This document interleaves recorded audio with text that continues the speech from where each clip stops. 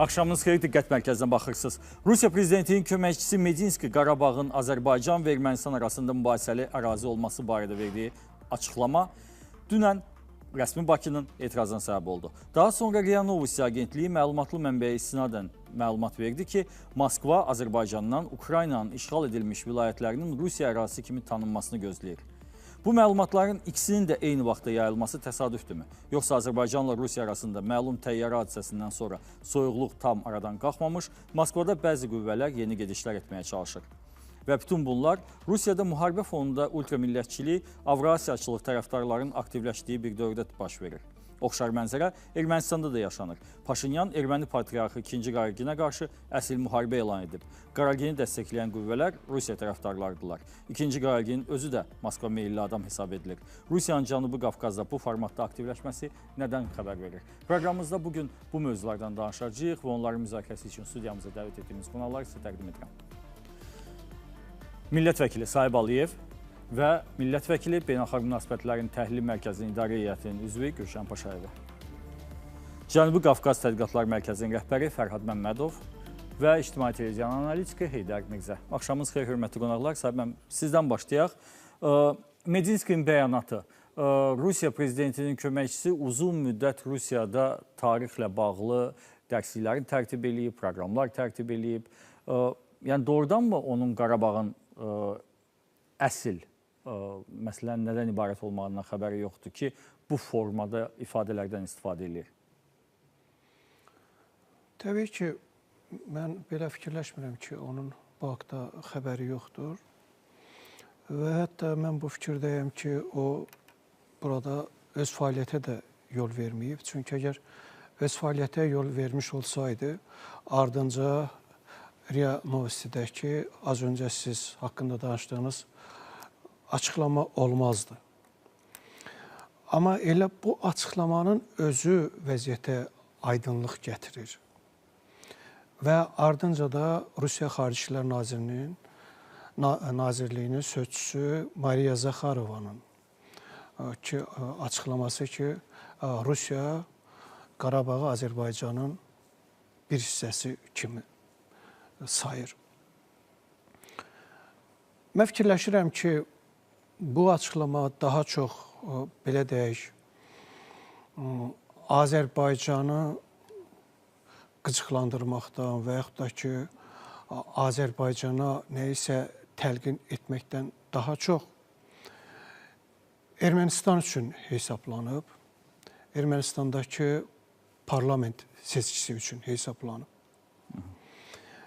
Nəyə görə mən bu fikirdəyəm? Çünki siz baxın, həmən o RIA Novostidə nə deyilir? Deyilir ki, Azərbaycan Rusiyanın Ukraynada işğal etdiyi, hətta tam işğal edə bilmədiyi belə torpaqları Rusiyanın ərazisi kimi tanısın. Özdə bunu kimdən istəyirlər? Azərbaycandan. Bu məsələdə MDB ölkələri içərisində ən açıq, konkret mövqe ortaya qoyan, özdə ən yüksək səviyyədə mövqe ortaya qoyan ölkədən ki, biz Ukraynanın torpaq bütünlüyünü tanıyırıq. Və bu nəyə görə edilir? Bunun özü də ondan xəbər verir ki, onlar bu faktdan bəhanə edərək daimi bu məsələni gündəmdə saxlamağa çalışacaqlar ki, Qarabağ məsələsi hələ tam həll olunmuyor, bu mübahisəli məsələdir və s. və ilə axır. Ta Ermənistanda seçkilər başa çatana kimi.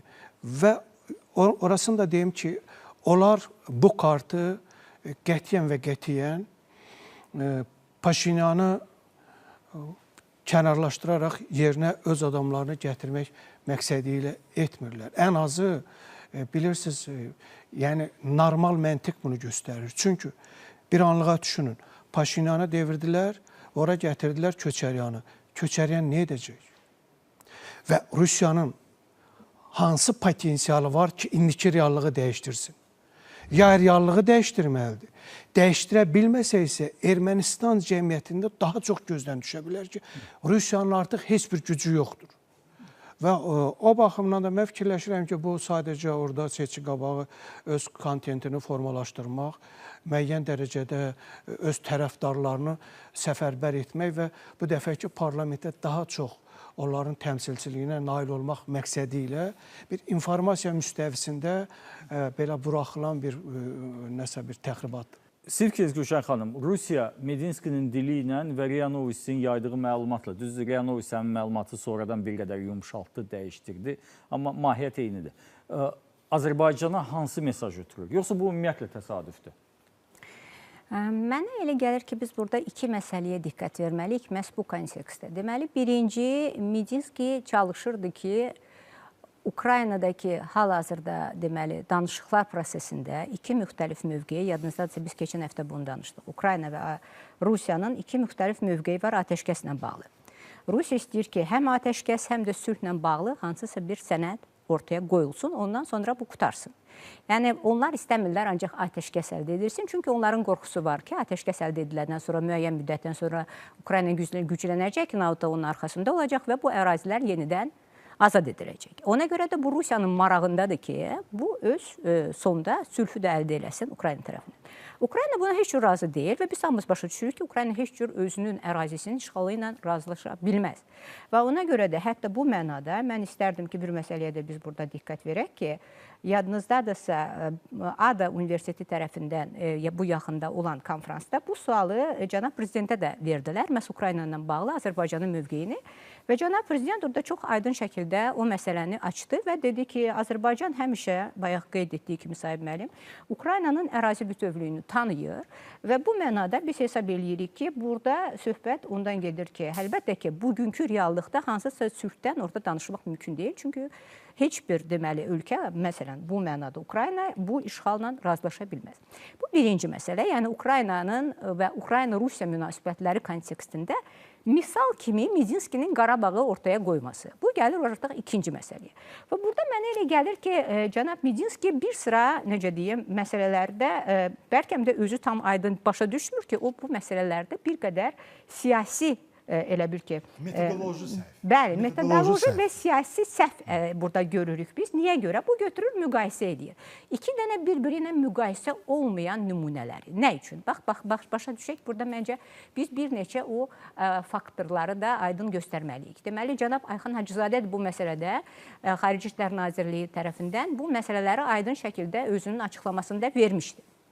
Birinci, hər iki keysə biz baxsaq nümunələrə, söhbət ondan gedir ki, Azərbaycan vaxtı ilə 20-ci və 23-cü ildə, 20-ci ildə Vətən müharibəsi, 23-cü ildə antiterror hadisəsi, biz bütün bu proseslər Azərbaycan ərazi bütövlüyü çərçivəsində gedirdi və Azərbaycan birbaşa BMT-nin nizamnaməsinə, o 51-ci maddəyə əsaslanaraq öz ərazisini işğalçılardan belə götürsək, separatistlərdən təmizlədi.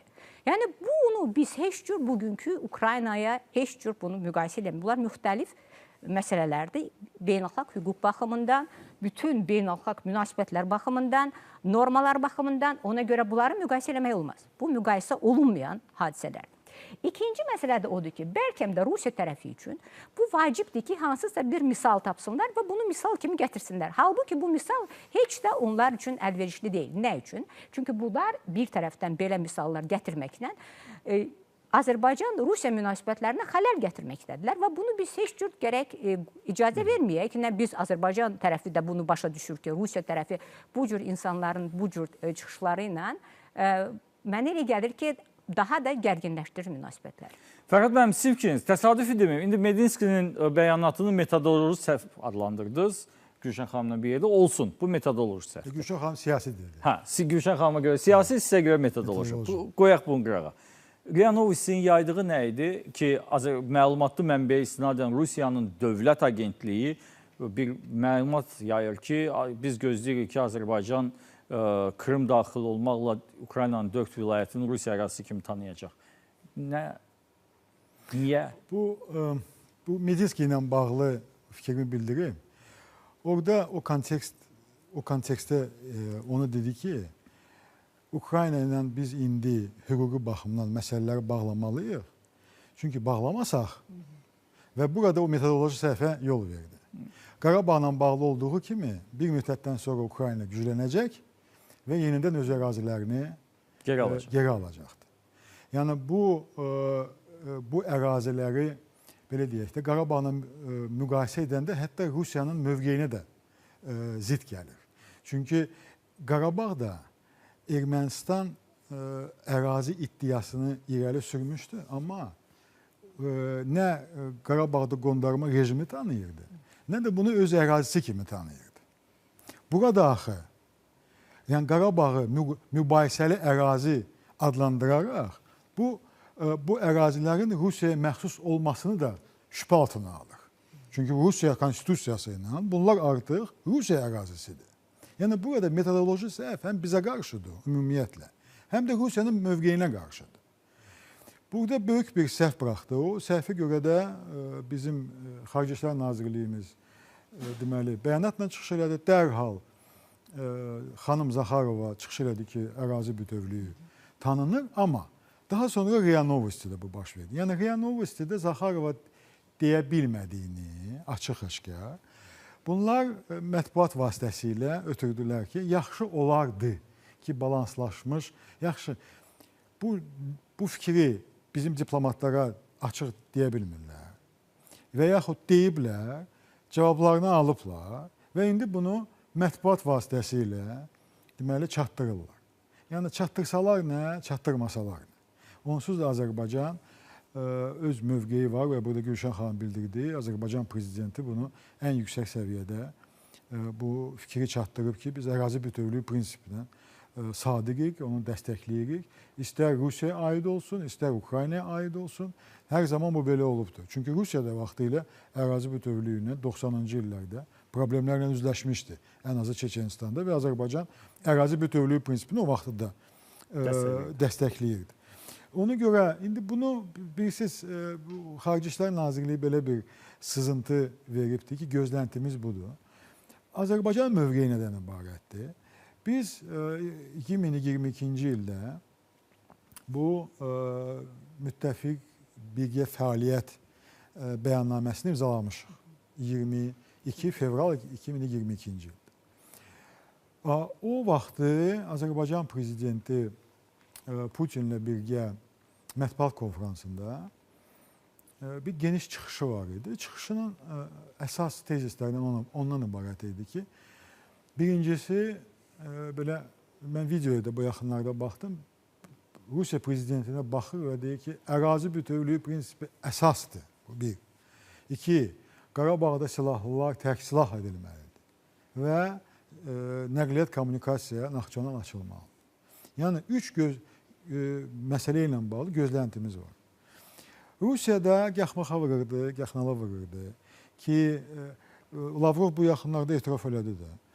Dedi ki, üç tərəfli bəyanatda Qarabağın adı yox idi. Bu bizim aləmimizdə, bizim anlayışımızda o deməkdir ki, status gələcək müzakirəsidir. Azərbaycan prezidentisi dedi ki, bu sənəddə status söhbəti yoxdur, status görbəgər oldu. Nəticədə Azərbaycan prezidenti diyanı oldu. Və bunlar bununla barışmalı oldular. Bundan qabaq Rusiya prezidentinin iki sərəncamı var. Dərhal müharibədən sonra Dağlıq Qarabağa sülh məramlıların yollanması və Dağlıq Qarabağa deməli humanitar bir missiyanın formalaşdırılması. Yəni bunlar Dağlıq Qarabağ sənəddə var bu. Bu haradır? Nə ərazidir? Hansı administrativ vahiddir? Bunlar bu qeyri-müəyyənliyi saxlamaq istəyirdi. Biz buna imkan vermədik. İndi bunlar da bunu bizə hələ bil ki, belə deyək də, satmaq istəyirlər ki, bizim də belə bir problemimiz var. Sizdə birincisi Rusiyanın müttəfiqi var. Belə deyək də, ən belə real müttəfiq, Belarusiya. Belarusiya tanıyıb bunu. Belarusiya onun ərazisindən Ukraynaya daxil olub. Bundan artıq müttəfiq neyləyə bilər? Öz ərazisini verib, hava məkanını verib Ukraynaya qarşı. Bu Belarusiya tanımır bunu. ODKB müttəfiqləri var. Onlar bir köynək daha yaxındır da bizdən. Onlar tanımır bunu. Bizdən nə istəyirsiniz? Bizim mövqeyimiz necədir? Beynəlxalq qurumlarda səs vermədə iştirak eləmirik. Nə o tərəfə səs veririk, nə bu tərəfə səs veririk. Çünki beynəlxalq qurumların, belə deyək də, əhəmiyyəti o qədər də yoxdur. Təhlükəsizlik Şurasında da biz yoxuq ki, bizim mövqeyimizə nə əsaslı olsun. Və Təhlükəsizlik Şurasında Rusiyada veto hüququ olduğu üçün Orada heç bir 3 il ərzində sənəd olmayıb. ABŞ-ın sənədindən başqa. Bax, 3 ildən çox müharibə gedir Ukraynada. Bircə dənə Təhlükəsizlik Şurasının qətnaməsi var. Onu da ABŞ təklif eləmişdi. Rusiyaya uyğun olan ifadələr orada yer almışdı və ona qarşı heç kəs Avropa İttifaqının üzvü olan, veto hüququ olan Fransa və Böyük Britaniya heç biri veto hüququndan istifadə etməmişdilər. Ona görə bizlə bağlı nə Rusiyada, nə Ukraynada hansısa daha belə deyək də maksimalist belə gözlənti ola bilməz və belə bir məlumatdan sızdırılması da bu deyərdim ki, acizliyin bir göstərişi. Heydər müəllim, sizin fikriniz, RIA Novosti həmin məlumatı daha sonra redaktə elədi, bir qədər yumşaltdı və deyilir ki, Azərbaycandan Ukrayna məsələsi ilə bağlı daha balanslaşdırılmış mövqe gözləyirik. O cümlədən bu Krım, Sevastopol, DNR, LNR, Zaporojye və Xerson vilayətləri ilə də bağlı daha aydın və daha balanslaşdırılmış mövqe gözləyirik SVO əməliyyatı çərçivəsində. Bundan əlavə söylənilib ki, Zaxarova narahatlıq bildirib ondan ki, Azərbaycan NATO ilə əməkdaşlığı genişləndirir. Bugünkü briefingdə verdiyi bəyanatdan gərək Azərbaycan və Ermənistan da eləcə diqqətli olsunlar NATO ilə bağlı və eləcə də bildirilib ki, Ukrayna ilə Azərbaycanın genişlənən əməkdaşlığı güya ki, Rusiyada narahatlıq doğurur. İndiyə qədər də bu olub da, amma niyəsə indi rəsmi Moskva və Rusiya bu məsələni qaldırmağa başlayıb və birinci Azərbaycana qarşı, misal üçün, eyni formalı bəyanatı biz Qazaxıstanla bağlı eşitmirik, hərçənd KTMT-nin üzvüdür. Eyni formalı bəyanatı biz, tutalım ki, Rusiyanın yaxın müttəfiqlərdən biri olan Serbiya ilə bağlı eşitmirik, Fərhad bənim dediyi kimi, Belarusla bağlı eşitmirik. Amma Azərbaycanla bağlı niyəsə qaldırırlar. Nəsə var arada, yoxsa sadəcə olaraq ətalətdən? Murat bəy, bir neçə həftə bundan qabaq biz elə bu studiyada Ukraynanın Xarici İşlər Naziri Sibiqanın Bakıya səfərini müzakirə edirdik və ondan da əvvəl Lavrovun İrəvana səfərini müzakirə edirdik. Mən təklif edərdim, biz bir daha Lavrovun İrəvan səfərinə qaydaq və hamımız bir daha Lavrovun orada verdiyi bəyanatları xatırladaq. Fərhad bəy artıq 3-4 il, yəni qismən qeyd etdi. Düşünürəm ki, həmin o bəyanatları biz müzakirə edəndə bir çoxumuz, hamımız olmasa da yəqin düşünürdük ki, bunun ardı gələcək. Və hal-hazırda biz müşahidə etdiyimiz bəyanatlar, sızıntılar o cümlədən çox maraqlıdır ki, nəyə görəsə Azərbaycan dövlət agentlikləri bu cür sızıntılara yol vermir və mətnlərini belə düzəltmir. Lakin Rusiyada bu tez-tez baş verir. Yəni bir media nümayəndəsi kimi bu deməliyəm. Düşünürəm ki, burada heç bir təsadüf yoxdur. Bu artıq müəyyən illər ərzində yoxlanılan bir manipulyasiya və belə deyək, soft, yumuşaq təzyiq alətidir. Mən də razıyam ki, bizim diplomatlara 100% bu məsələlər çatdırılıb iki tərəfli kanallar vasitəsilə. Lakin cavab alınandan sonra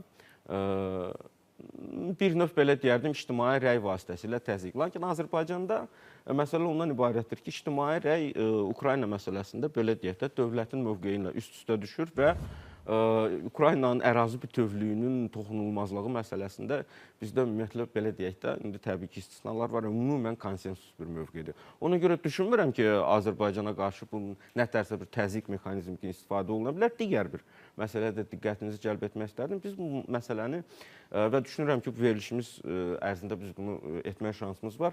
Ümumiyyətlə, daha geniş perspektivlə, o cümlədən Ermənistanda baş verən proseslər. Çünki Moskva, Azərbaycan, Ermənistan, Cənubi Qafqazda həyata keçirdiyi layihələri, siyasi layihələri belə deyək, kompleks tədbir şəklində həyata keçirir. Və hər hansı bir addım, bəyanat və s. müxtəlif məqsədləri olur. Məqsədlərin bir qismi Ermənistana aid olsa da, bir qismi Azərbaycandadır. Azərbaycanın mövqeyi daha rahatdır. Nəyə görə? Ərazimizdə birincisi, o infiltrasiya mövcud deyil. Ya separatistlər məhv edilib, çıxarılıb, Rusiya sülh məramları Azərbaycanda artıq mövcud deyil. Bu baxımdan alətlər daralıb. Ona görə Fərhad bəy dediyi kimi o acizlik, həqiqətən də acizlik elementi var. Bir də bir şeyə diqqətinizi cəlb edim. Medinski öz-özlüyündə ziddiyyətli şəxsdir. Hələ onun Rusiyanın daxili siyasi məsələləri ilə bağlı verdiyi bəyanatlar tez-tezlə Rusiyanın özündə də, hətta hakimiyyətpərəst düşərgələr tərəfindən də tənqid olunur. Nəyə görə Medinski? Geriyə addım atmağa imkan olsun. Digər bəyanatlar vasitəsilə Medinskinin bəyanatının, məsəl üçün, nətərsə sıfırlamaq mümkün olsun, əgər Azərbaycandan reaksiya gəlsə bu və ya digər şəkildə. Düşünürəm ki, biz bu mövzunu daha yaxşı olur ki, Ermənistan siyasi məsələsi ilə bağlı. Mən Sahibəm onu soruşmaq istəyirəm. Sahibəm, məlum olduğu kimi Rusiyada Ermənistanla bağlı kurator dəyişib. Və bu kuratorun qarşısına qoyulan məqsəd də gələn il keçiriləcək parlament seçkilərində lazımi, Rusiya üçün lazımi nəticəni əldə etməkdir. İndi siz necə düşünürsünüz? Ola bilərmi ki, indi bu yeni gələn adam, bu Cənubi Qafqaz üçün yeni adamdır. Cənubi Qafqaza yeni gələn adam yeni planlar qurub, yeni narrativlər, yeni informasiya gedişləri etməyə çalışır və Medinskinin bəyanatı da, eləcə də RIA Novosti'nin yaydığı məlumatlı mənbəyə istinadən yaydığı informasiyada elə həmin o planın, belə deyək də, işartılarıdır. Siz birinci ondan başlayaq ki, Kiriyenko Ermənistana kuratorluq etməmişdən öncə Çıxınval regionunun və Abxaziyanın kuratoruydu. Yəni təcrübə var. Moldova və Dnestriyanı bölgələri də orada onun kontrolu altındadır. Bu təcrübə var, amma indi mən az öncə də dedim ki, Medinskinin də bu bəyanatı və ardınca deyilənlərdə Azərbaycanı qıcıqlandırmaqdan daha çox Ermənistandakı elektorat üçün nəzərdə tutulub. Ki, Rusiyada hələ də oranı Paşinyanın itirilmiş vətən dediyi Qarabağı mübahisəli ərazi kimi qiymətləndirmə var.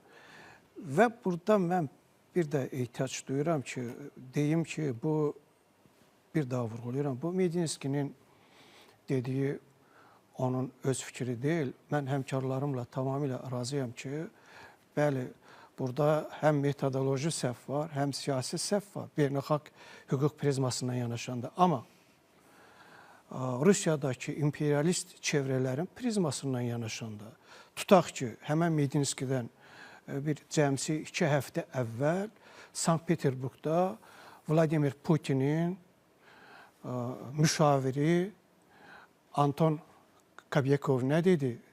Dedi ki, SSR-nin dağıdılması qanunsuzdur və Ukraynada gedən münaqişə iç münaqişədir. Həmən məntiqdən çıxış eləyəndə, onların o məntiqindən çıxış eləyəndə Qarabağ münaqişəsi də həmən SSR qalır və iç münaqişədir. Bunun arxasında başqa məsələlər var və Medinskinin o bəyanatı az öncə Gülşən xanım vurğuladı. Adada keçirilən beynəlxalq forumda. Adada keçirilən beynəlxalq forumda Ukrayna ilə bağlı nə deyildi? Çox qətiyyətlə deyildi ki, mən inanmıram ki, hər hansı bir dövlət öz ərazi bütövlüyü məsələsində güzəştə gedə bilsin. Burada o məsələyə bir növ hazırlanmış bir cavab idi, amma mən fikirləşmirəm ki, bunu qətiyyətlə deyirəm. Rusiya tərəfi Azərbaycana hansısa bir səviyyədə desin ki, siz gəlin bizim bu işğal etdiyimiz torpaqları tanıyın. Bunu fikirləşmirəm. Bu sadəcə informasiya təxribatıdır. Bir daha onu vurğuluyorum. Və mənə elə gəlir ki, elə bir növ düzdür, əslində bunu Paşinyan daha öncə demişdi.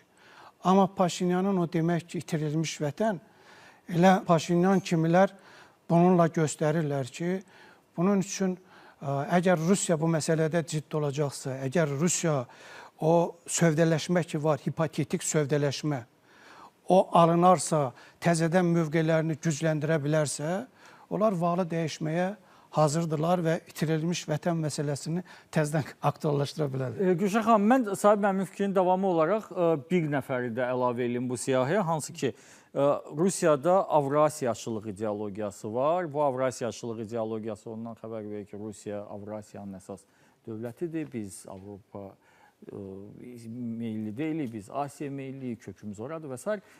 Neoimperializmdir. Dugin. Həmin o Dugin təxminən 2 həftəyə, 3 həftə bundan əvvəl bəyanat vermişdi ki, Azərbaycan və Azərbaycan kimi dövlətlər öz fikirlərini qətiləşdirməlidirlər. Sitatı deyirəm. Rusiya Azərbaycana Qarabağ məsələsində kömək elədi. İndi Azərbaycanın növbəsidir ki, Rusiyanın təsir dairəsinə qayıtsın və Bakıda bununla bağlı düşünməlidirlər. Sizə elə gəlmirmi ki, bax, sahib mənim dediyi kimi, bu eyni bir xəttin davamıdır. Sadəcə sızdıra-sızdıra, damcı-damcı eləyirlər. Ola bilər, ancaq yenə də mənə elə gəlir ki, biz bu konturlara baxmalıyıq da, bugünkü reallıqda bizim ümumiyyətlə bölgə, götürübsə Cənubi Qafqaz, istər-istəməz məhz Ukraynada gedən müharibə kontekstində iki müxtəlif qütb arasında qalmışıq, biz belə götürsək. Bir tərəfdən Qərb özünün baxışlarını qoyur ortaya bu bölgə ilə bağlı, o bir tərəfdən də Rusiya əlbəttə. Ona görə də belə baxsaq, Rusiyanın fikrincə, bayaq sahib mənim dedi, Rusiyada bizim bir sıra siyasətçilər hesab edirlər ki, bütün bu ərazi keçmiş Sovet İttifaqının bir hissəsidir və ona görə Rusiyanın burada hansısa bir, ola bilsin, hüquqları var, hansısa bir imtiyazları var və s. Yəni, bu 30 il keçməsinə baxmayaraq, bunlar yenə də bu fikirlərlə düşünə bilərlər və müəyyən hansısa bəyanatlar verə bilərlər. O biri tərəfdən reallıqda artıq bu bölgədə hər bir ölkənin özünün müstəqil siyasət, belə baxsaq, yolu var, müstəqillik baxımından. İndi kimsə Azərbaycan kimi özünün müstəqil yolunu aparıb və sonda biz qələbi ilə ən azı tam mənada öz müstəqilliyimizi real, belə baxsaq da, həm de jure, həm də de facto həyata keçirtmişik. Bu mənada biz daha azad və müstəqilik, öz qərarlarımızın qəbul edilməsinə və cənab prezident də bu mənada onu çox dəqiq və, necə deyim, diplomatik baxımdan bu həyata keçirir. İndi götürək biz başqa dövlətləri, məsələn, Ermənistanı və Gürcüstanı bu bölgədə. Əlbəttə, onlar bu baxımdan həm Qərb, həm də Rusiya bu ölkələrdə də müəyyən mənada öz kimsə itirilmiş, özünün elə bir nüfuzunu qaytarmaq istəyir, kimsə əksinə güclənmək istəyir, kimsə və s. Ona görə də istər-istəməz Azərbaycan da o bölgənin bir hissəsi olaraq bu mənada bu cür təsirlərə biz hələ də gələcəkdə də ola bilsin ki, rastlaşacağıq. Söhbət bugünün bu reallıqda kiminsə Duginin və ya başqasının hansısa fikirlərini biz təhlil edə bilərik əlbəttə. Ancaq mənə elə gəlir, biz burada daha vacib bir məsələyə də baxa bilərik, Murad müəllim. Baxın, indi siz onu bayaq o sualı qaldırdınız da, məncə sahib müəllimlə bağlı, o Ermənistanda, eyni zamanda onu bayaq Heydər müəllim də qaldırdı. Yəni, söhbət nədən gedir? Ən zəif bənd bu saat məhz Ermənistandır. Ermənistan birinci gələn il artıq orada parlament seçkiləri gedir. Parlament seçkilərində məlumdur ki, reallıqda bugün iqtidar pis yaxşı düzdür, reytingləri düşməkdədir, ancaq müxalifət baxımından orada güclü müxalifət yoxdur. Ona görə də Rusiya tərəfi burada bütün bu ölkələrə artıq müəyyən təsirlər, yumşaq güc təsirləri baxımından birbaşa bərk güc yox, hard power yox, soft power. Bu, bayaq biz müzakirə edilmiş bütün bu məsələlər soft power'ın ayrı-ayrı, necə deyim, alətləridir. Yəni, media baxımından. İndi bu mənada mənə elə gəlir ki, bugünkü reallıqda Azərbaycana bax, belə bir yumşaq güc alətindən istifadə edərək müəyyən təsir etmək istəyirlər. Və mən əminəm ki, bu təsirin bir nəticəsi olmayacaq. Çünki bu mənada biz tam mənada müstəqil bir dövlət olaraq bu təsirlərə cavab verə biləcəyik. Fərad müəllim, sizin fikriniz, ümumiyyətlə Rusiyada millətçilik meyilləri artır. Yəni, bu ultramillətçilər çoxalır, bu da aydın məsələdir. Müharibə gedir, müharibə gedən dövlətlərdə ultramillətçiliyin artması heç də təsadüfi deyil. Necə hesab edirsiniz? Rusiyada ultramillətçiliyin ətraf ölkələrə üçün, təbii ki, Ukrayna nəzərdə tuturam, ətraf ölkələr üçün təhlükəli olması dərəcəsinə hələ çoxmu qalıb? Çünki daxildə artıq, məsələn, mən gördüm, hansısa bir kilsə xadimi, keşiş bir bəyanat verir, müsəlmanlarla bağlı. Abdi Alaudinov var, bu Axmat dəstəsinin komandir müavinidir, bəyanatla ona cavab verir və sonra onun üstünə elə düşürlər ki, o sözlərin geri götürməli olur. Hətta Alaudinov. İndi elə bir məqam gəlib çata bilərmi ki, artıq bu Rusiyanın həmsərhəd olan ölkələr üçün təhlükəli səviyyəyə çıxsın? Düşünmürəm. Ne deyim, nəyə görə? Bəli, orada çoxlu bəyanatlar ola bilər. Üstəlli əhali ilə bağlı Qazaxstanda, sonra Azərbaycanda etnik qruplarla bağlı hansısa mövsümi işlər aparılır, bəyanatlar verilir və s. Amma Rusiyada bizdən də, sizdən də çox yaxşı başa düşürlər ki, onlar bu mövzuda bir şüşədən evdə hələ bir yerləşiblər. Və onlar əgərləri bu şüşədən evdən başlasalar digər qonşulara qarşı daş atmağa, birincisi öz evləri parçalana bilər. İkincisi də o tərəfdən daş gələ bilər. Rusiya Federasiyası. Bəli. Niyə görə deyim sözü? Birincisi, bax çox yaxşı kadrdır Çeçenistan. Bilirsiniz, Şimali Qafqazı Rusiya ekspertləri daxili-xaric adlandırırlar. Daxili-xaric. Çünki orada tamamilə fərqli mühitdir. Ora istirahətə getmirlər. Ora, belə deyək də... Grozny'da neçə Rus yaşayır? Grozny'da, belə deyək də, İvanova şəhərində gəzdiyi formada qadın Grozny'da gəzə bilməz. Əksinə, lazım gələndə Moskvadan AGK tutub Grozny'yə apara bilirlər. İkincisi, bu indi Ukrayna ilə bağlı müharibə aparır və biz indi görürük ki, nə qədər Ukraynanın deməli, casusları var Rusiyada. Nə qədər terror aktarı həyata keçiridirlər. Generallarına qədər partladırlar daxildə. Bunlar başa düşmürlər ki, bunlar Qazaxstana, Azərbaycana soxulsalar, bu sərhədlər açılacaq. İslam terrorçularından başlayaraq hamısı gedəcəkdir onların ərazisinə. Əgər bilirsiniz, 26 aprel 1920-ci il təkrarlanmayacaq. O dövr getdi. 2 günə gəlib Bakını tutmağa. Getdi. Yəni, cavab verməyə də imkan olacaqdı. Qazaxstanda təzə qanun qəbul ediblər. Territorial müdafiə, ərazi müdafiəsi. Ukrayna təcrübəsi. Ukrayna təcrübəsidir, birbaşa olaraq. Yəni, bunların belə deyək də, səsləri ərdən görsən, çox gəlir də. Millətçi kəsimin... Bir şey başa düşməyə lazımdır. Bunlar elə Ukraynada müharibəni bitirməyiblər. Bu bir. Lap belə bitirsələr.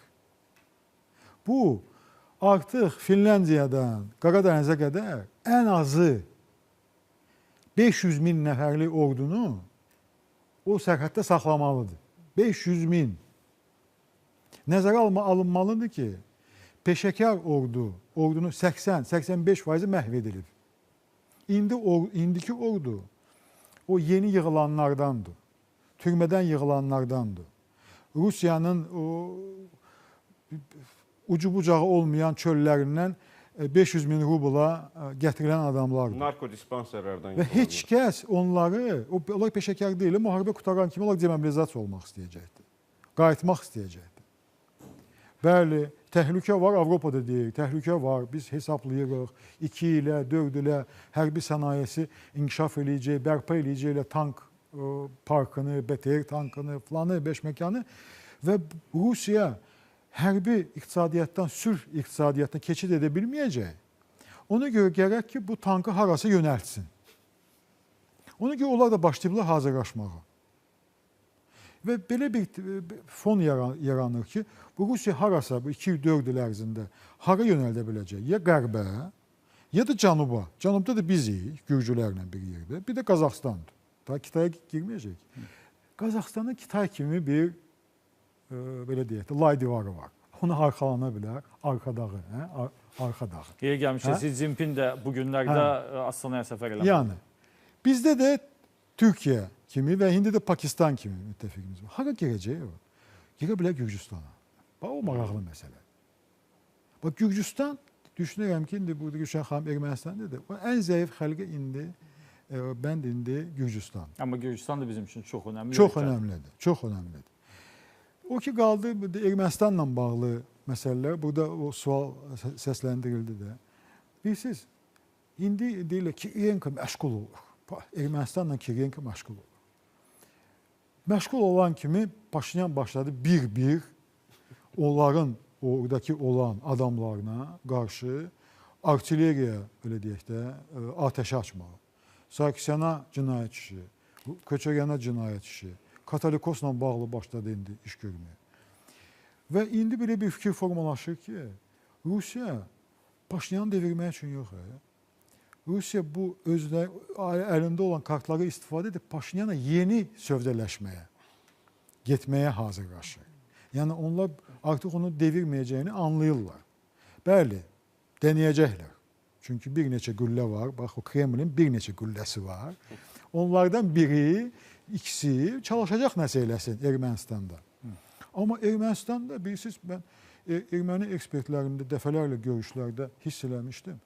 Bilirsiniz, onlar Moldovadakı seçkilərə necə böyük diqqətlə yanaşırdılar. Mən təəccüblənirdim. Sən demə, özləri üçün təcrübə yaradırdılar. Ki, xaricdə seçki məntəqəsi açmamaq, ələxüsus Rusiyada və yaxud açsalar da bir dənə, 1000 nəfərlik, 500 nəfərlik, bitdi.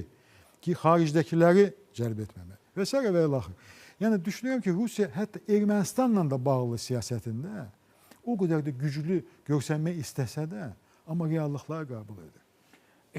Fərhad müəllim söylədi, Ermənistan, Nikol Paşinyan. Nikol Paşinyan kilsənin üstünə hücuma keçib. Belə deyək də, kilsəni qurşaqdan aşağı vurur.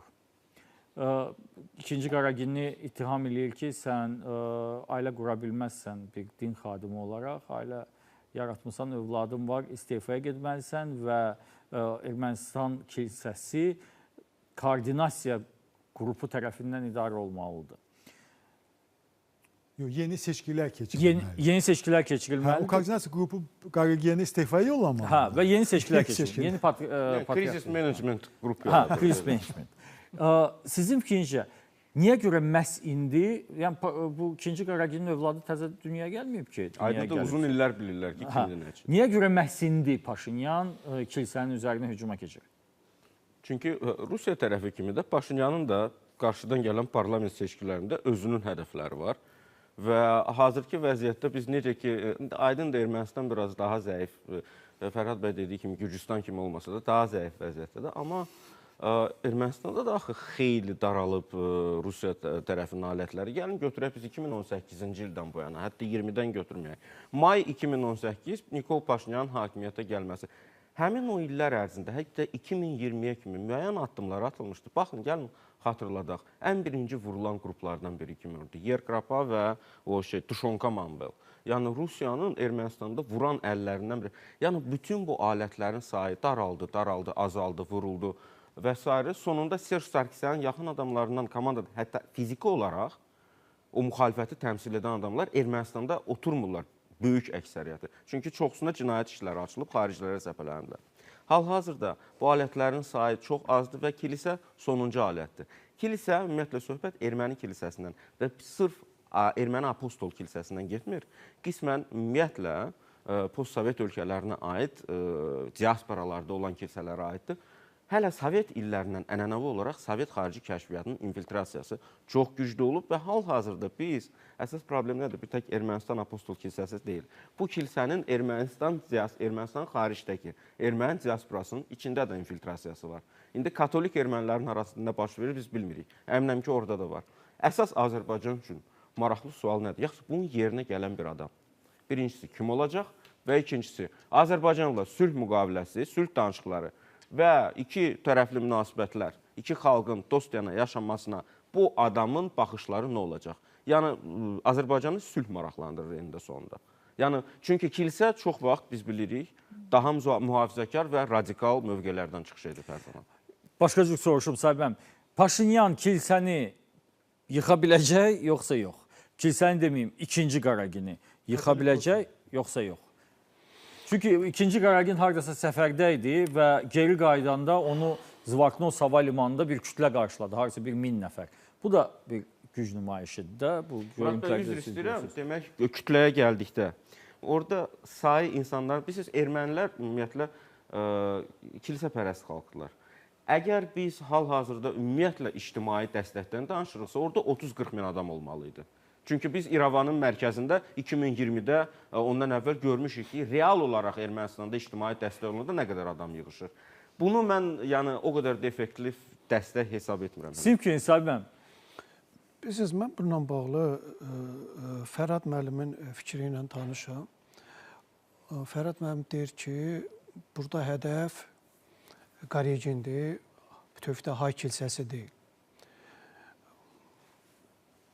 Paşinyanın dediyindən ümumi nəticə doğrudan da belə çıxır ki, hədəf doğrudan da Qaregin hay kilsəsi deyil. Amma Qaregin nədən ittiham olunur? Baxmayaraq ki, o cür rütbə daşıyan din xadimi evlənə bilməz, bu qeyri-qanuni evlənibdir və bunun övladı var. Yaxşı, indi bu Qareginin yerinə kim təyin olunacaq və o yepiskoplar, arxiyepiskoplar kimi seçəcəklər? Onların hamısı Qaregin vəziyyətindədir. Hamısı. Məsələn, indi həmkarlarımız tanıyır. Baqdasaryan tanıyırsınız. Getdi dedi ki, bu Acaryadakı yepiskop, bu Qaregin, üzr istəyirəm ifadəyə görə, bir qadın saxlayırsa, bu 2 qadın saxlayır. 6 da neçə uşağı var. Hamısında vəziyyət o cürdür. Ermənistan parlamentinin üzvü də açıq şəkildə bildirdi ki, bizim yepiskopların elə biri yoxdur ki, bu qadağanı pozmasınlar. Onda vəziyyət deməli dəyişir. Hətta bəlkə də Paşinyan bunu istəməyə belə, istər-istəməz oradakı Hay Qriqoryan kilsəsinin mövqelərini ən azından zəiflədir və mən fikirləşirəm ki, bunun arxasında geosiyasi faktor dura bilər. İndi bəziləri deyirlər ki, Ermənistanın özündə də heç Paşinyan özü Qriqoryan kilsəsinin təmsilçisi deyil, o evangelistdir, protestantdır. Bilməm, bu nə dərəcədə düzdür, amma bu dəqiqdir ki, 2018-ci ildə ki, o çevriliş ki, baş verdi, orada əsas güc məhz protestantlar idi. Siz o protestant işarələrinə baxsaydınız, o mitinqə keçənlərin, demək olar ki, bir 10-undan 7-si eyni işarələri göstərirdilər. Və Ermənistanda protestantlar artıq böyük bir gücdülər. Sayları rəsmi şəkildə deyirlər 250 mindən artıq. Onlar 20-dən artıq kilsələri var onlar. Yəqin ki, daha çox gənc və qərb-pərəst qüvvələri təmsil edirlər. Bəli. Və heç təsadüfi deyil ki, siz fikir verdiniz, Trumpın da məhz Ermənistan üzrə özünə bir təmsilçi seçmişdi. O kim idi? Evangelist idi Amerika Birləşmiş Ştatlarında. Yəni, bu məsələnin biraz o tərəfi də var. Biz o tərəfinə də nəzər salmalıyıq. Burada deyək, hətta kilsədə də Qərblə Rusiya arasında belə deyək də qarşıdurma gedir. Bəli. 9-cu əsrin sonundan. Elə burada yəni bu məsələnin bu tərəf, geosiyasi tərəfi də var, amma bu məsələdə tamamilə indi Fərhad müəllim haqlıdır ki, bəli, bu Qaregin də eyni zamanda Rusiyaya işləyənlərin cərgəsindədir. Orada sadəcə bir ad çəkilmədi. O da Ermənistanın birinci prezidenti Levon Ter-Petrosyan. Levon Ter-Petrosyanın agent olması haqqında rəsmi sənədi birdən-birə kim ortaya buraxdı, kim meydana çıxardı ki, bu DTK-nın agenti olub. Açığı Levon Ter-Petrosyanın kilsəni dəstəkləməsi biraz həqiqətən özünü yandırmaq kimi çıxdı. Mən gözləməzdim. O demək ki, biz hər ikimiz eyni mərkəzə bağlıdır. Mən öz pagon yoldaşımı biraz özünü yandırdı həqiqətən. O deməkdir, başqa bir şey deyildi. Gülşah xanım, sizin fikriniz, bu qarşıdurmada tərəflər öz istədiklərindən ayrıla biləcəklərmi? Yəni, Paşinyanın məqsədi ikinci Qaregini devirməkdir. Və bu məqsədə nail ola biləcəkmi Ermənistanın baş naziri? Mən elə gəlir ki, doğrudan da bugünkü reallıqda mən bayaq qeyd etdiyim fikri mən davam etdirmək istəyirəm. Yəni, bax, bu kilsə ilə hal-hazırda baş verən proseslər, yəni hökumət və kilsə arasındakı bu böhranlı vəziyyət onu göstərir ki, bu bir tərəfdən Paşinyanın apardığı siyasətin bir halqasıdır. Məhz seçki ilə birbaşa bağlı. Düzdür, biraz tez başlayıb. Çünki seçki qabağı proseslər yanvardan başlayacaq 26-cı ilin. Ancaq bunlar elə bir ki, bu kilsə məncə, bax, bu istiqamətdə fəaliyyəti mən bir tərəfdən ona qarşı impeachmentlə paralel götürərdim. Yəni, bir tərəfdən Serj Sarkisyan, Robert Koçaryanla belə götürsək, iki partiya belə götürsək, əsasən keçmiş prezidentlərin partiyaları Şərəfim var və eyni zamanda Hayastan partiyası bilirsiniz ki parlamentdə məhz Paşinyana qarşı impeachment qaldırmaq istəyirlər və bu mənada onlara lazımdır hansısa bir proses 6 ay ərzində başlamaq və hansısa indi son dövrdə hətta Sarkisyan orada müvafiq olaraq məncə Samvel Ambartsumyanın da bir yeni bu Masisin merinin kandidaturasını ortaya qoyur ki, bu Paşinyana qarşı bir mübarizənin bir forması. Eyni zamanda biz başa düşürük ki, Qarigin ikinci Sarkisyanla çox yaxın münasibətlərdə olan bir proseslərdədir. Yəni, hətta eyni zamanda burada doğrudan da kilsəni də və məhz Qarigini də daha çox Rusiyanın yumşaq gücü kimi götürə bilərik Ermənistan kontekstində. Çünki o da məhz müxalifət tərəfində olaraq daim Paşinyana qarşı çıxış edir. Ona görə burada biz kilsəni və Paşinyanın Qariginə qarşı apardığı müharibəni ona qarşı elə bir ki, iki istiqamətdə aparılan, son 6 ayda indi görəcəyik bu prosesləri, aparılan bir müstəvidə baxmalıyıq.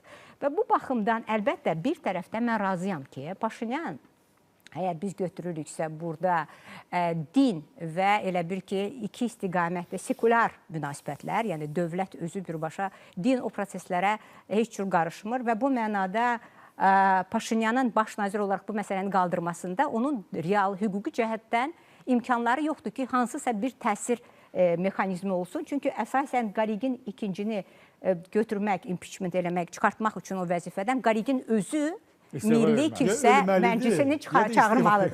Çağırmalıdır ki, hə, mən çağırıram məclisi ki, məni impeachment eləsinlər. Bunu əlbəttə texniki cəhətdən mümkün deyil eləmək. Çünki Qarigin ikinci bunu heç vaxt etməyəcək.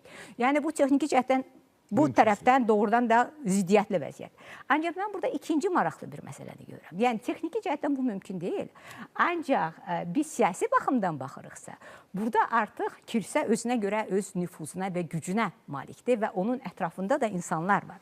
Burada bir tərəfdən Paşinyanın bugün onu qaldırması, bu bir tərəfdən məhz kilsənin də nüfuzunu aşağı salmaqdan söhbət gedir ki, məhz belə bir insanın, kilsənin bugün Ermənistanda ən vacib lideri olması, bu onu göstərir ki, bu kilsəyə inanmaq lazım deyil. Beləliklə də Paşinyan özü də bir tərəfdən elə bil ki, texniki cəhətdən mümkün olmayan bir prosesi siyasi cəhətdən artıq yıxa da bilməsə bünövrəsini laxladır.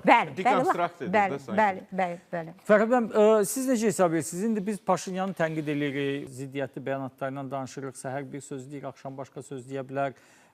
Artıq öyrəşmişik də bunun bu cür davranışına. Təzə olanda yadınızdadırsa təəccüblənirdi ki, bu necə baş verə bilər? Artıq öyrəşmişik.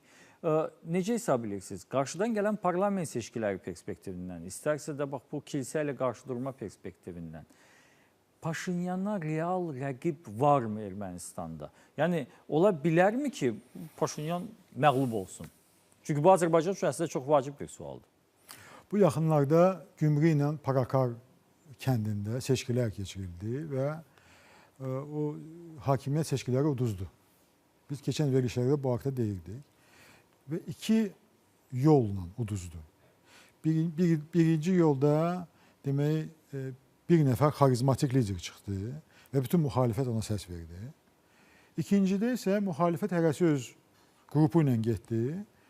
Bəli, Paşinyanın nümayəndəsi 30%-dən çox yığdı, amma seçilə bilmədi və ikinci yerdə olana bütün müxalif qruplar səs verdilər. İndi də Ermənistan müxalifətində həmin söhbət gedir ki, biz necə gedək seçkiyə? Biz bir nəfərin ətrafında hamımız birləşək, ya da hərəmiz bir qrupla gedək. Onların qanunvericiliyində bu dəhşətli bir, məntiqsiz bir qanunvericilikdir. Demək, əgərləri 3 partiya keçirsə, deməli, 5%-dən artıq, onda birinci partiya kim ki, o 30%də yıxsa, ona 51% verirlər, 54 yer verilir. Necə ki, Paşinyan indi. O seçkidə 50% yığılmamışdı axı, az yığılmışdı. Həmin şey də buradadır. Deyirlər ki, 4 partiya keçsə, onda qanundan bu koalisiya olmalıdır. Koalisiyada olanda müxalifət birləşir, Paşinyan qalır. Bunlar deyirlər ki, bu 3 partiya bizdən olmalıdır keçənlər ki, bu qalib gəlsə belə, 35%-ni alsa belə, biz daxil olaq qanunvericiliyin o hilələrindən istifadə edib, necə ki, Gümrüdə, bu 3 dənə partiya birlikdə deməli, baş nazir vəzifəsini tutsun. İndi iki fikir ətrafında onlar fəaliyyətdədir, amma biri-birini qırmaqla məşğul. Kilsə institutu artıq Paşinyana qarşı bir dəfə çıxış eləyib. 2021-ci ilin fevralında. Generalların bəyanatından sonra o da çıxış elədi. Amma heç nə əldə etmədi. Daha sonra ən çox miting yığılan keçən il bu Baqrat Qalstanyanın onun deməli hərəkatı idi. O da kilsədən çıxıb. Onun ətrafında güyamış birləşmə baş verirdi, vahid lider kimi. Ən çox da adamı o toplamışdı. Amma sonra seyrəldi insanda. İndi Paşinyan hamını vurur. Nəyə görə? O bir il qabaq narazılığın maksimum dərəcəyə çatmasını istəyir. Və hamını bir-bir vurur. Hacı Leylək kimi gəlib bir-bir. Bax, o istəyir ki, payız üçün artıq bütün maksimum nə varsa, o protest elektoratdan yığılsın ki, gələn elə artıq heç bir şey qalmasın. Yəni, barıtlarını atıb bitirsinlər. Yəni. Və bütün öz, belə deyək də, nə ilə gedəcəklərsə seçkiyə, onu indidən proqnozlaşdırsın özü üçün. Yəni, bu bir siyasi texnologiya. Amma onun kilsə ilə bağlı həyata keçirdiyi addımlar o proqnozlaşdırılmayan nəticələr gətirə bilər. Nəyə görə? Onun bu bəyanatı birincisi kilsə daxili məsələyə ünvanlanıb. Ki, kilsədə buna, çünki bu, belə deyək də, böyük bir, ən əsas qanunu pozub. Bu erməni kilsəsinin sütununa bir baltadır da. İndi bu göstərir ki, kilsə Qarageni məcbur etməlidir getsin. Hələ ki, Ermənistan daxilində olan və Rusiyada və s. yeparxiyalar Qarageni dəstəkləyir. Amma Kilikiya Katolikosu, Yerusalim Qüds Patriarxı və İstanbulda olan Konstantinopol Patriarxı, Konstantinopol deyirəm, onu görə yox, şəhərin adı belədir. Onlar belə adlanır. İstanbulda olan Konstantinopol Patriarxı üçü bəyanat verməyib. Mən düşünürəm ki, Paşinyanın əsas ünvanladığı mesaj da onlaradır. Ki, yaxşı, bunları bu təyin eləyir, tabi edilər. Sizə nə gəlib? Sizi ki, o bu təyin eləmir. Siz öz başınasınız, avtonomluq var sizdə. Siz sual verməlisiniz buna ki, biz nətər olur? Biz deməli evlənmirik. Şeydir, amma sən evlənirsən, amma sən bizdən üstünsən. Elə olmaz. Və o gözləyir ki, oradan dalğa gəlsin. Onlar isə Qarageni dəstəkləsələr, onda Paşinyan, belə deyək də, kilsə ilə bağlı o indi Koordinasiya Şurası yaradı boş şeydir. Yəni, heç bir kilsə qanununa, heç bir aşağıdan yuxarı deməli, dəxli yoxdur da. Onların öz sistemi var, seçim sistemi və s. Və bir məqamı da deyim qısa olaraq. Burada qeyd edildi, Qərb-Rusiya mübarizəsi kilsə uğrunda. 19-cu əsrinin axırından ki, Qərb ölkələri Osmanlı İmperiyasının zəifliyindən istifadə edib, ermənilərlə işə başladılar.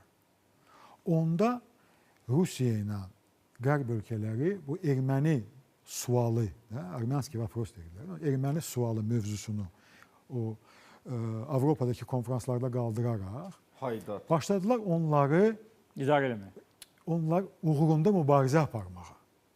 Və kilsədə bir nömrəli institutu idi.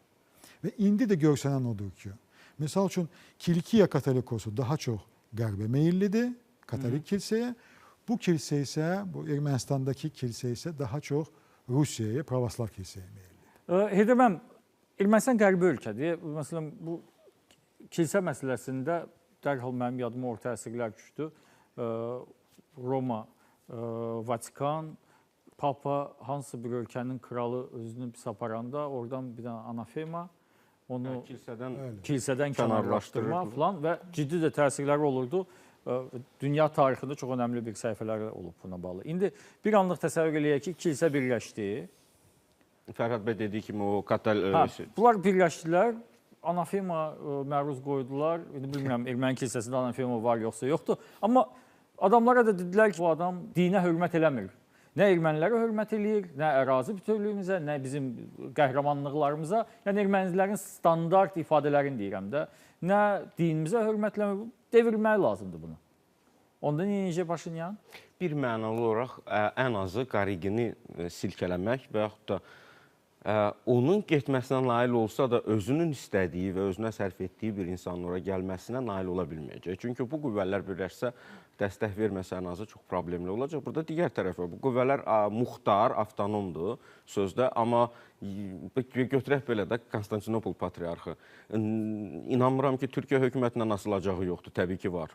Təbii ki, xarici siyasi məsələlərində biz nə dərəcədə dərin, bu bilirsiniz, bir çox istihbarat məsələsi də əslində Türkiyə dövlətinin sirridir. Amma əminəm ki, nə tərsə bunlar əməkdaşlıq edir və Türkiyə xarici siyasi maraqlarının yeri üçün orada yeri ola bilər. Bu bir. İkincisi, ümumiyyətlə postsovet ölkələrdə və Ermənistan da istisna deyil. Bu bizim ağrılı yerimizdir. Bu da sosiologiya və statistika. Ermənistan cəmiyyətində kilsəyə münasibət, dini hansı cərəyanlar populyardır, nələr müəllimin də qeyd etdiyi kimi hansı yeni ideyalar elə protestantlar biz bunu bilmirik. Başa düşürsünüz? Burada ola bilsin ki, ermənilərin özləri hansı araşdırmalar, sorğular və s. aparır. Yəni bunun hansı nəticə verməsini hesablamaq üçün, əgər biz parlament kampaniyası, parlament seçkiləri haqqında danışırıqsa, ən azı bizim sosioloji xarakteri bəzi məlumatlarımız olmalıdır. Ola bilsin ki, onlar var ermənilərin özlərində. Bir məsələyə burada əlavə edeyim, bircə cümlə. Bilirsiniz, bu Hay kilsəsinə qarşı, bu Qerqaryan kilsəsinə qarşı mübarizədə Paşinyanın tək olmadığını, indi Heydər müəllim biraz eyhamla da dedi, tək olmadığını mən sizə bir faktdan deyim. Paşinyan Estoniyaya səfərdə olanda, Estoniyanın baş din xadimi Hay katolikosunu, o Qarigini, ikinci Qarigini sülh gündəliyindən çıxış etməməkdə günahlandırdı. Birinci dəfədir mən görürəm ki, bir kilsənin başında duran, o birisi kilsənin başında duranı bunda günahlandırır. Bu bir daha onu göstərir ki, burada Paşinyan sadəcə belə deyək, tək başına mübarizə aparmır və təkcə siyasi mübarizə deyil bu. Hörmətli qonaqlar, bizdə siyasi mədəniyyətimizdə yoxdur, amma Birləşmiş Ştatlarda çox geniş yayılıb. Orada hər şeylə bağlı mərc gəlirlər. Yadınızdadsa Donald Trump udacaq, yoxsa Biden mərci də var idi. Mən də indi təbii ki, mərc formasında qoymuram bunu, amma sizin fikrinizcə kim udacaq? Paşinyan yoxsa kilsə? Kim kimə güc gələcək? Çox qısa, çünki proqramımızın son 2 dəqiqəsidir. Gülşah xanım. Mənə elə gəlir Paşinyan. Fərhad bəyəm, siz necə hesab edirsiniz? Xarici kilsələr dəstəkləsələr, Paşinyan yəni onun istefasına nail ola bilər. Amma onlar dəstəklənməsələr, Qaqogen möhkəm oturubdur. Heydər müəllim, sizin fikrinizcə? Nikol Paşinyan. Belə düşünürəm və ümid edirəm ki, elə olacaq. Və son olaraq siz sahibəm, kim qalib gələcək? Azərbaycan. Biz indi kimin tərəfindəyik? Biz öz maraqlarımızın yanındayıq. Təşəkkür edirəm studiyamıza gəldiyinizə görə. Hörmətli tamaşaçılar, biz bugün Diqqət Mərkəzində Rusiyadan Azərbaycana ünvanlanmış informasiya siyasətindən və eləcə də Ermənistanda kilsə ilə hakimiyyət arasında baş verən qalmaqaldan danışdıq. Bizə baxdığınıza görə təşəkkür edirəm. Gecəniz xeyrə qalsın.